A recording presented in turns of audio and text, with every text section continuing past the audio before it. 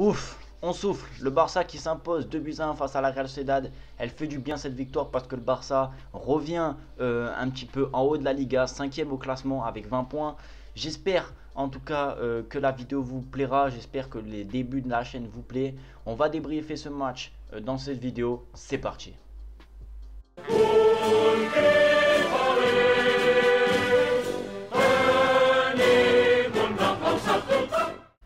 Sans plus tarder, avec un petit peu plus de recul, on va revenir sur ce match. J'ai pas voulu faire une débrief après la rencontre parce que j'étais à chaud, j'étais un petit peu content que le Barça ait gagné. Franchement, j'étais très heureux. Je me suis dit, bon, je vais pas être assez lucide. Donc, j'ai décidé de revenir sur le match, regarder un petit peu les points négatifs et les points positifs. Donc, on va directement commencer avec la compo de Ronald Koeman. Honnêtement, Ronald Koeman, voilà, je vais en revenir dessus sur la première période. J'ai pas forcément envie de encenser à 500% Ronald Koeman, mais sur la première période, franchement, la composition est très bonne. Aligner Arroyo, Mingueza, franchement, rien à dire. Le mec, ça prouve que voilà, il a un peu plus de caractère. Nous, qu'on doutait un peu de ça. Il aligne deux défenseurs. Donc, le premier, Arroyo, il a 21 ans. Et je crois que Mingueza, c'est pareil. Les deux, 21 ans. Donc, c'est très jeune. L'anglais qui est puni, on va dire ça comme ça, puni de ses performances un petit peu en dents de scie récemment. Et voilà qu'il aligne deux défenseurs. On était un petit peu mitigé parce que voilà, c'était un match quand même important, mais justement dans un match important, il aligne deux défenseurs très jeunes et ça a fait le taf. Ensuite, Dest à droite, Alba à gauche. J'aurais préféré avoir à la place de Alba Firpo, mais finalement Alba a fait une top performance. Au milieu de terrain, le double pivot Busquets, De Jong. Alors pour moi, Busquets, j'ai eu peur, hein. Je me suis dit oulala, il va encore nous faire perdre le match. Je voulais voir Riqui Puig ou même Alenia, mais finalement Busquets a fait plutôt un bon match, pas exceptionnel, mais a fait un match correct à côté de De Jong. On reviendra un petit peu sur la performance de De Jong un petit peu plus tard. Ensuite, Messi côté droit, voilà, sans forcément dire plus de choses sur Messi. Très bon match aussi. Griezmann, Hangis, à gauche Pedri et en pointe Braithwaite. J'étais vraiment content de cette composition offensive. En tout cas, je voulais voir Pedri, je voulais pas voir Coutinho parce que voilà, ça faisait encore trop de milieu. Mais on a vraiment l'impression que Ronald Koeman, en fait, chaque match, un match sur deux, il met Coutinho, Pedri. Et on ne sait pas, là, il va falloir que ce 11 type reste au moins encore un match ou deux, voir qu'est-ce que ça donne. Mais en tout cas, la composition était très intéressante. Ensuite, on va parler de la première période du Barça. L'entame de match, merci Barcelone parce qu'ils m'ont fait peur sur les derniers matchs, mais l'entame de match elle est costaud. Franchement, honnêtement, rien à dire. Ils vont sur le ballon, voilà, ils courent, ils font les efforts, ils ont envie, ils voient que c'est un match important, ils savent qu'ils doivent gagner. Heureusement, hein, sinon les socios ils leur arrachent la tête là-bas au Barça s'il n'y a pas de top performance. En tout cas, grosse première période avec beaucoup d'engagement, beaucoup d'envie, c'était fluide, ça jouait bien. On était content, heureux de voir un Barça honnêtement voilà, réaliser ce genre de début de match.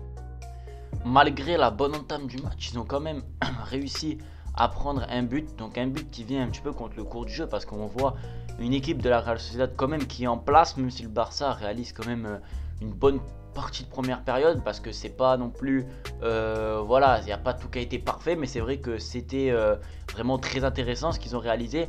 Et malgré tout ça, ils viennent quand même se prendre un but. Donc un but pour moi qui est une erreur d'inattention des défenseurs parce que là voilà, ils se retrouvent seuls au deuxième poteau. William José en plus devant la cage, ben, ça rate pas, bon centre de Porto.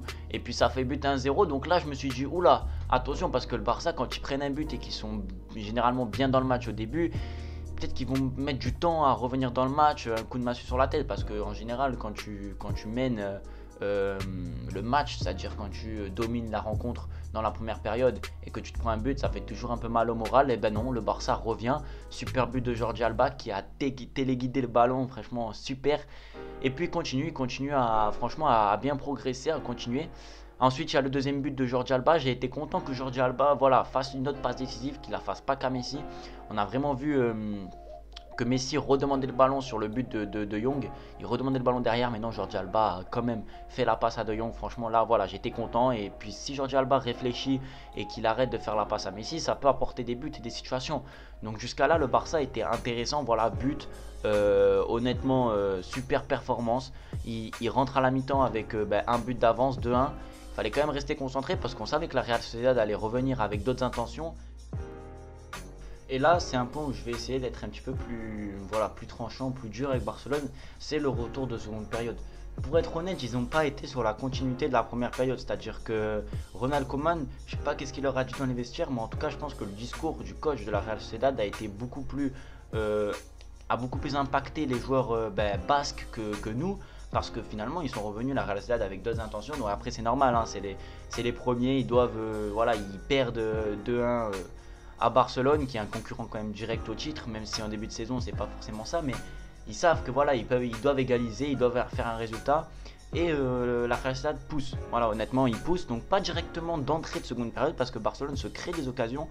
Le raté de Griezmann, honnêtement, je ne vais pas revenir dessus parce que pour moi, voilà, Griezmann, j'en ai assez dit, pas dans les vidéos, mais individuellement quand j'étais seul chez moi et j'ai fait des débats avec des potes et honnêtement, voilà. Devant la cage, Griezmann parfois c'est oui ou non, je vais pas revenir dessus, pour moi il doit marquer ses buts, sauf pour moi la première où il met la barre, dans la première période voilà, il s'excentre un peu, il met la barre, c'est un manque de réussite, mais les deux dernières, voilà, pour moi il doit marquer, ça lui arrive seul devant la cage, on pourra me dire oui elle est déviée, je sais pas quoi, c'est quand même un joueur qui a été payé 120 millions d'euros je crois, voilà, devant la cage, tu as 15-20 cm de la cage, pour moi il y a but, tu es quand même un joueur de top mondial, voilà, tu dois marquer le but. Donc je ne vais pas en revenir là-dessus, mais sinon après, à part ces occasions, la Real Sociedad après a poussé. On a vu un Barça qui a reculé, qui a eu peur, qui a douté. Un manque de confiance certainement dû les derniers matchs, parce que quand tu vois que le Barça doute comme ça de eux-mêmes, parce qu'ils reculent, ils baissent de rythme, la Real Sociedad fait des changements plutôt intéressants parce que ça amène un peu plus de fraîcheur dans leur groupe et ils poussent, Barcelone recule à domicile. Quand tu mènes quand même, tu es censé, je sais pas, garder la possession de balle, même si c'est les premiers, voilà, tu es quand même un effectif supérieur à la Real Sociedad. Et pourtant non, Barcelone recule, Barcelone a peur, les changements de Koeman, voilà, incompréhensible. Pour moi, sortir Griezmann, c'est pas du tout bon. Sortir Busquets non plus, même si Busquets n'a pas été extraordinaire. Je pense qu'il était en place avec De Jong, il gérait plutôt bien. Griezmann faisait les bons efforts défensifs.